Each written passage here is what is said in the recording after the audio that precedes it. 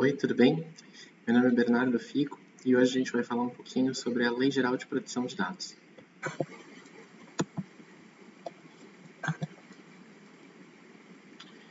Hoje nós vamos cobrir 5 tópicos principais da Lei Geral de Proteção de Dados. Em primeiro lugar, a aplicabilidade da LGPD. Em segundo lugar, dados pessoais e os diferentes conceitos de dado pessoal, dado sensível, dado anonimizado e dado pseudonimizado. Os conceitos de controlador e operador de dados pessoais, conceito de tratamento e alguns princípios da LGPD. Em primeiro lugar, em relação à aplicabilidade da Lei Geral de Proteção de Dados, é importante que a gente se lembre, em primeiro lugar, que ela se aplica tanto ao mundo físico quanto ao mundo digital, e que, em segundo lugar, independentemente da empresa, do controlador, do agente que está fazendo esse tratamento de dados pessoais, estar ou não no Brasil.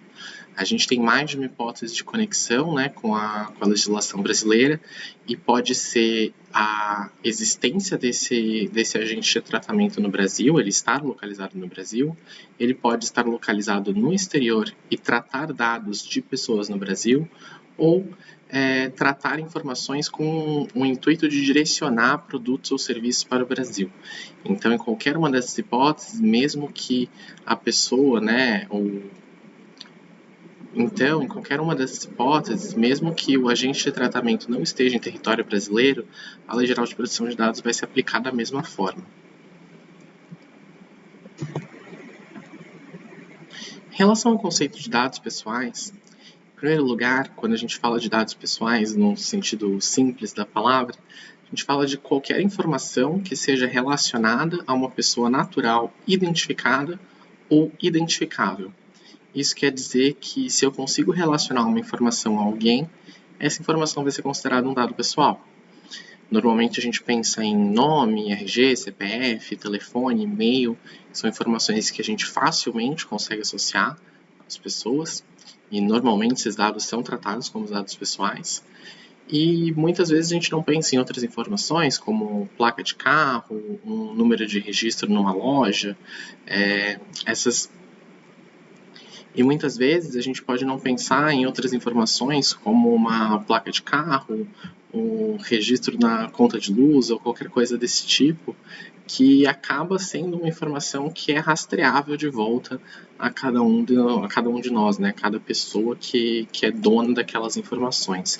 Então é importante que a gente entenda que o conceito de dado pessoal ele não é um conceito fechado, né?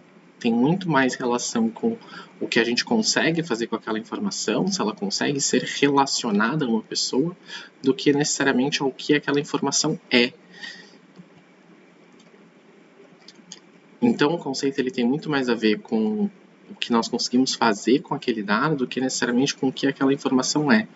Isso quer dizer que dado de geolocalização, por exemplo, ele pode ser uma informação pessoal, se eu tiver precisão suficiente para identificar uma pessoa, mas pode não ser um dado associável a ninguém, a depender de qual nível de precisão que eu tenho naquela informação. Por outro lado, a gente tem também os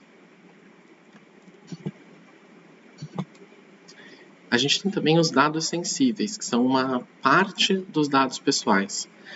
Os dados sensíveis eles têm uma lista fechada. Existe algum debate se essa lista é fechada ou não, mas de maneira majoritária entende-se que a lista é fechada. Em relação à origem racial ou étnica, são dados em relação à origem racial ou étnica, religião, opinião política, filiação a sindicato, dado de saúde, vida sexual, dado genético ou dado biométrico.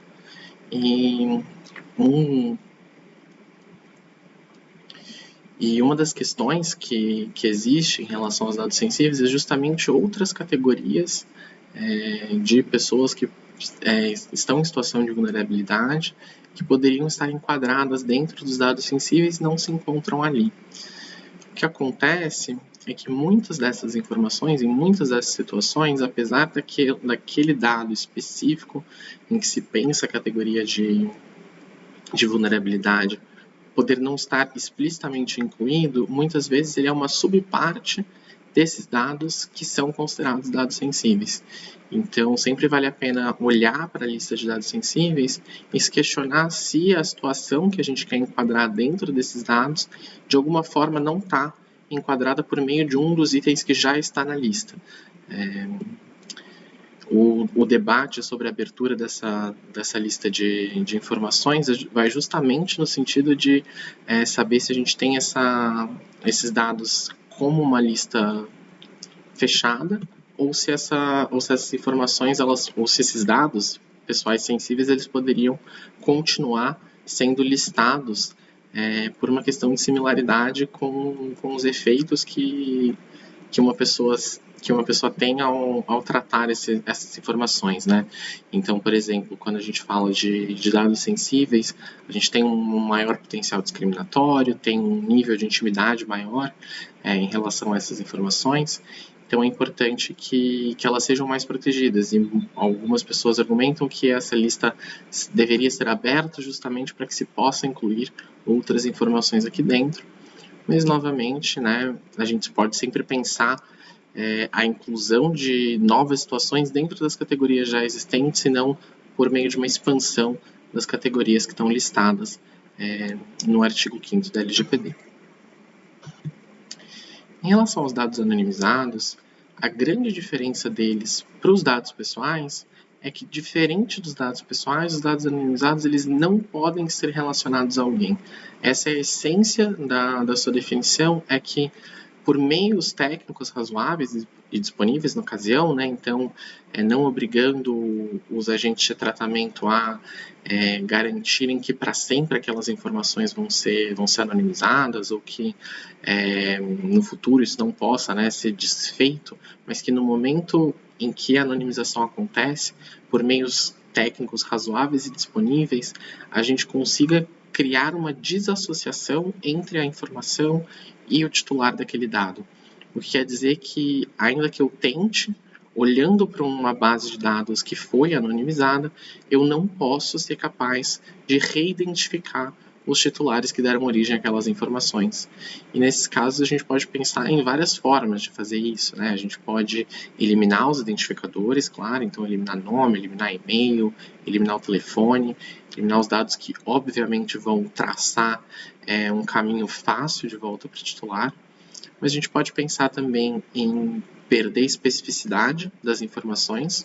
Por exemplo, se eu quero saber as idades de determinadas pessoas, do meu grupo de consumidores, por exemplo, para pensar em faixas etárias e como atingir melhor essas pessoas, eu não necessariamente preciso da data de aniversário de todos eles. Eu posso, ao invés de ter a data de aniversário, ter o ano de nascimento, por exemplo. Isso já me garante uma possibilidade de enxergar as faixas etárias com certa clareza, mas isso me garante atingir o objetivo que eu quero, mas sem ter informações adicionais que, para o meu tratamento específico, não existe qualquer necessidade.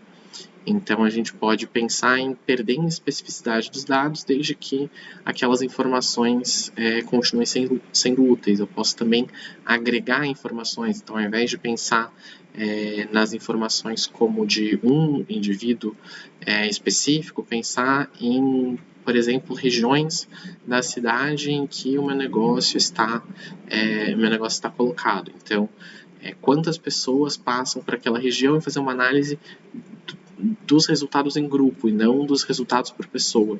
Isso também pode nos ajudar a diminuir a possibilidade de identificação desses dados em relação aos titulares originais. Os dados pseudonimizados, por outro lado, eles têm uma diferença em relação aos dados anonimizados pelo fato de que eu fico sem saber quem é o titular apenas por um período determinado. Eu sempre, ou pelo menos alguém sempre tem, uma chave que vai conseguir me indicar quem é o titular daquela informação. Então, eu posso, por exemplo, numa avaliação dos meus funcionários, substituir os nomes e características identificadoras de todo mundo para que as pessoas que estão fazendo a avaliação não tenham acesso a isso.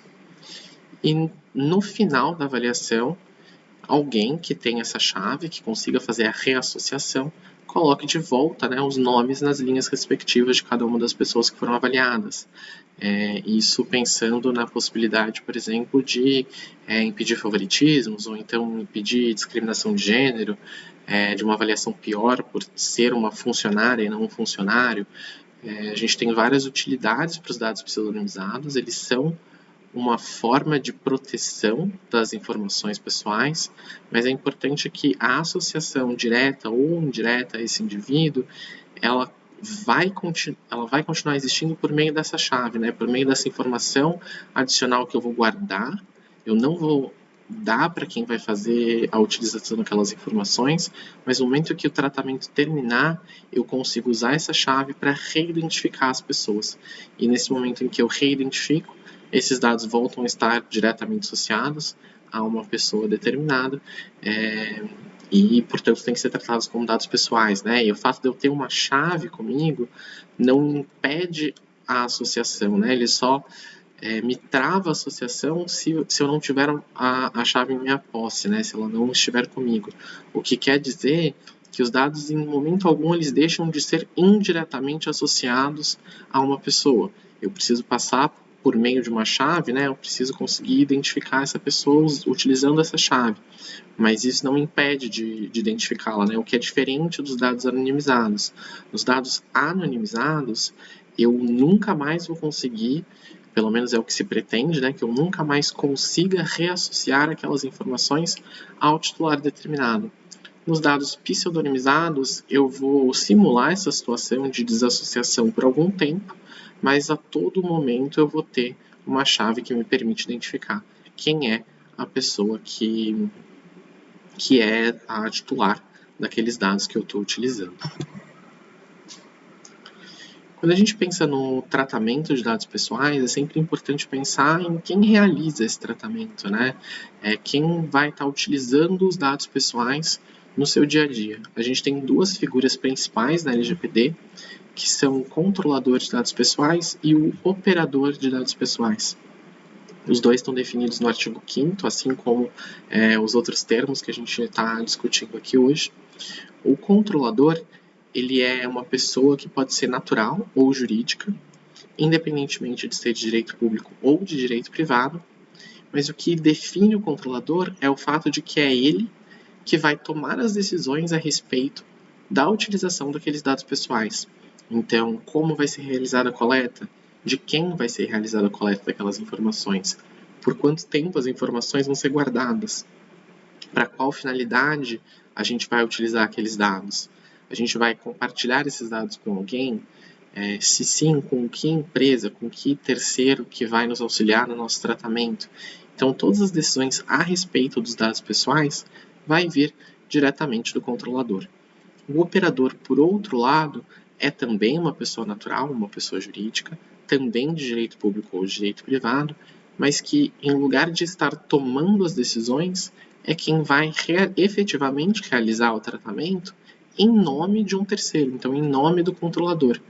O operador ele vai ser os braços da operação, né? Ele vai ser quem de fato vai atuar, de fato vai fazer a utilização daqueles dados, mas sempre de acordo com as decisões, com a direção do controlador. O que faz com que a gente tenha consequências sobre responsabilidade entre esses dois agentes e diversas complexidades existam, né, no momento em que a gente pensa no tratamento de dados pessoais, porque nem tudo é muito preto no branco. A gente não necessariamente vai ter uma clareza, a gente não vai ter uma análise cristalina em todas as situações de quem é operador e de quem é controlador. Muitas vezes o mesmo contrato pode ter as partes como controladoras e operadoras em momentos diferentes. Eu posso ter uma mesma atividade em que o operador toma determinadas decisões para uma terceira finalidade que não acordada em contrato, mas que ainda tenha conexão com ela, por exemplo, para uma gestão de qualidade do cumprimento desse contrato. Então, a gente sempre tem que olhar para o operador e para o controlador entendendo que são classificações dinâmicas e que essas classificações elas têm que levar em consideração não como a gente chama ou quem contrata, quem é o contratante, quem é contratada, isso não vai implicar nas decisões a respeito de quem é controlador e de quem é operador, mas olhar para quem está tomando as decisões a respeito daqueles dados, quem está escolhendo como aqueles dados vão ser tratados. Então, o agente que está escolhendo, tomando as decisões de fato, vai ser o controlador, e o agente que não está tomando essas decisões, que está recebendo ordens, vai ser o operador de dados pessoais. Quando a gente fala de tratamento, dos agentes de tratamento de dados pessoais, é importante que a gente pense também em o que vai configurar o chamado tratamento, né? A LGPD traz um artigo extenso até para falar sobre tratamento de dados pessoais, mas ela poderia ter sido muito mais enxuta, utilizando só essas palavras que estão destacadas, dizendo que tratamento é toda a operação realizada com dados pessoais. E a LGPD poderia ter parado aí, sem que ela tivesse, de qualquer forma, mais restrita do que ela é hoje. Mas ela passa a oferecer alguns exemplos, né, do que a gente pode considerar como tratamento. Então, isso inclui coleta, produção, recepção, classificação, arquivamento, armazenamento, eliminação. Literalmente qualquer tipo de atividade, de ação que seja realizada em relação ao dado pessoal vai ser considerado como tratamento e, portanto, deve observar a LGPD. O conceito de tratamento, assim como o conceito de dado pessoal, é muito amplo e por isso existe um impacto tão grande em diversos setores, né? A gente pensa muitas vezes na utilização dos dados pessoais em situações clássicas, como o uso de dados cadastrais, ou então o uso de informações pessoais em telefonia móvel, em navegação na internet, nas situações em que isso fica mais evidente, mas é impossível que a gente tenha mas é impossível que a gente consiga ter uma empresa em que não haja qualquer tipo de operação de dados pessoais. Mas é pelo menos muito difícil dizer que exista alguma empresa que não tenha qualquer tipo de operação de dados pessoais. Se não for em relação aos seus clientes diretos, pelo menos em relação aos seus funcionários. É importante que a gente entenda que a LGPD ela vai regular todas as nossas relações, né? Não é só diretamente com o cliente, mas incluindo também os nossos funcionários, incluindo representantes de terceiros com quem a gente contrata, com quem a gente tem parceria. Então, independentemente da posição que aquela pessoa natural tem em relação à nossa empresa, ou então enquanto indivíduo, né, se eu estou tratando aquelas informações para um fim econômico, independentemente da relação que a gente tem, o fato de que eu tenho informações de uma pessoa e eu estou tratando essas informações com uma finalidade econômica, para o caso dos indivíduos, ou então simplesmente tratando elas, no caso das pessoas jurídicas, eu vou ter que observar a LGPD e observar, além de entender todos esses conceitos, observar pelo menos alguns princípios que vão nortear o tratamento de dados pessoais. Os princípios que a LGPD traz são 10. Em primeiro lugar, o princípio da finalidade ele vai requerer da gente que a gente entenda a todos os momentos para que servem os dados pessoais que a gente está utilizando. Então, diferente do que muitas vezes a gente já fez no passado, de coletar dados pessoais sem indicar uma finalidade específica, sem pensar em o que eu vou fazer com aquelas informações, mas coletar aqueles dados como medida de segurança para caso no futuro seja necessário, a LGPD vem justamente trazer um regramento para evitar que isso aconteça. Então, todas as informações que a gente coleta devem ter uma finalidade determinada e que seja explícita para o titular, né? E a gente já vai chegar aí. Os dados que são utilizados, além de ter uma finalidade específica, têm que ser adequados àquela finalidade. Então, se eu tenho um determinado objetivo, os dados que eu vou coletar têm que me levar para um ponto mais próximo daquele objetivo. Dados que não me auxiliam em relação àquela atividade não devem ser coletados. Se eu não consigo enxergar como aqueles dados se adequam àquela atividade determinada, provavelmente eu não preciso daquelas informações para a atividade que eu estou realizando e, portanto, ainda que eu possa utilizar para outra atividade, pelo menos para aquela, eu não devo usar aquele dado. Em terceiro lugar, a gente tem o princípio da necessidade, que vai trazer para a gente uma perspectiva de quantas informações eu preciso para chegar no meu objetivo. Pode ser que todos os dados que eu colete me levem para a finalidade que eu quero, mas pode ser que eu esteja coletando dados sem precisar continuar essa coleta. Talvez eu colete muitas informações que me levam a uma mesma conclusão que eu já teria com uma coleta menor. Então é importante que a gente olhe para esse ponto também. Em quarto lugar, tem a questão de garantir o livre acesso dos titulares aos seus próprios dados pessoais. Então, isso inclusive se reflete na LGPD depois dentro dos direitos que os titulares têm elencados na legislação. Em quinto lugar, a questão da qualidade dos dados pessoais. Isso quer dizer que eu preciso tratar dados pessoais que eu possa garantir que estão atualizados, que eu possa garantir que estão associados às pessoas corretas, que eu possa garantir que são dados que realmente representam a realidade. O tratamento de dados desatualizados ou dados inverossímeis, ele pode nos levar a causar um dano ao titular por conta desse tratamento que não está adequado. Então é importante, uma das responsabilidades dos agentes de tratamento, garantir que os dados que são utilizados para aquelas finalidades têm de fato qualidade.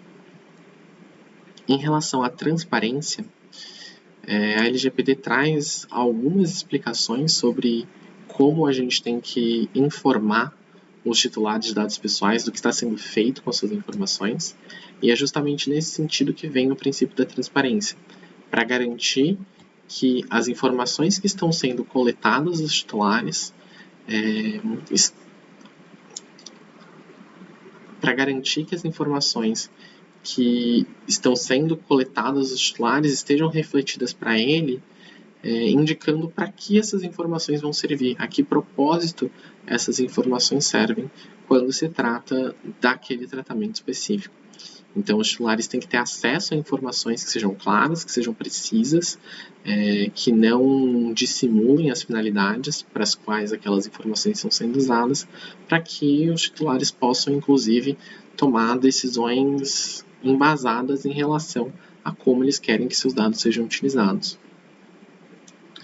Em seguida, nós temos o princípio da segurança, uma vez que de nada adiantaria a gente ter todo esse arcabouço de princípios na LGPD, olhando para a garantia de finalidade dos dados, olhando para a garantia de que cada um dos titulares possa acessar sua própria informação, se a nossa segurança nesses sistemas não for adequada.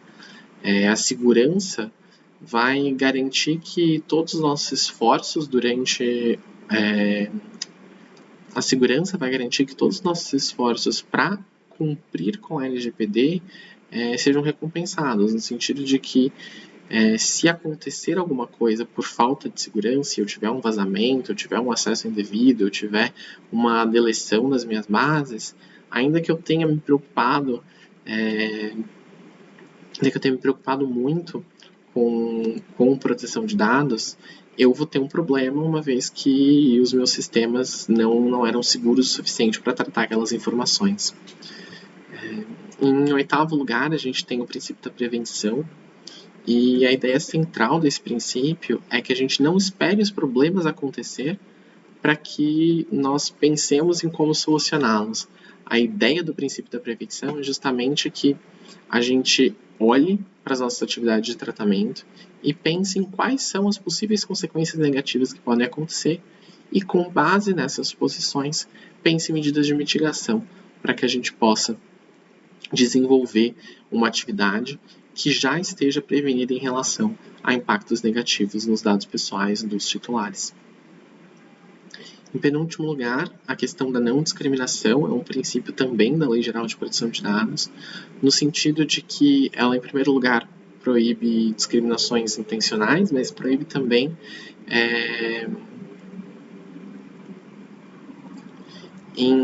penúltimo, a gente tem o princípio da não discriminação, que vai olhar para a LGPD no sentido de garantir que o tratamento de dados pessoais não cause, consciente ou inconscientemente, algum tipo de discriminação aos titulares.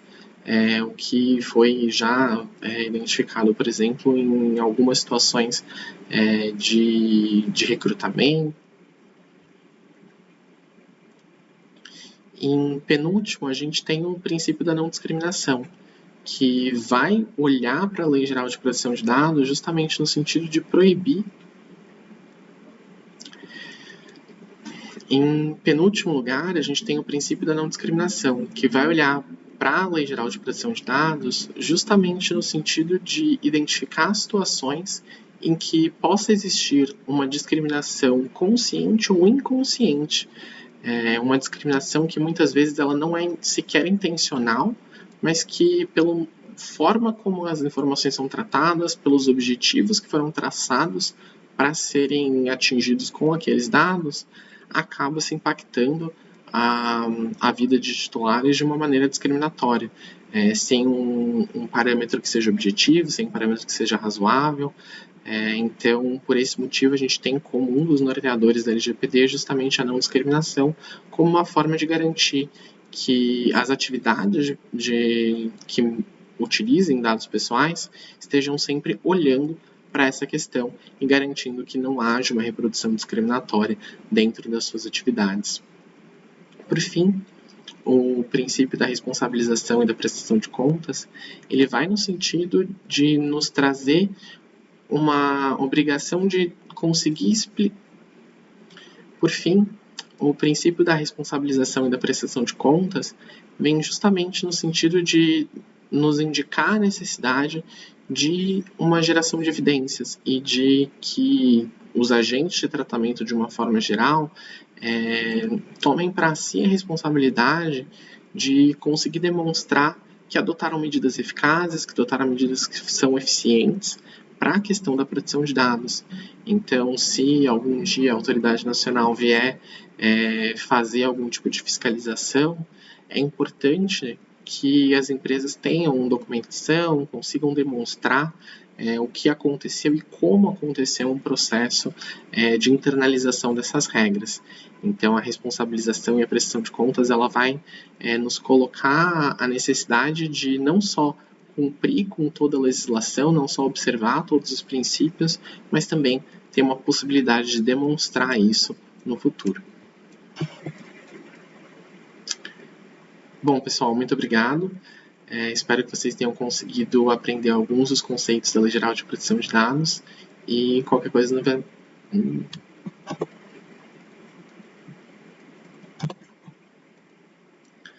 Bom, pessoal, muito obrigado.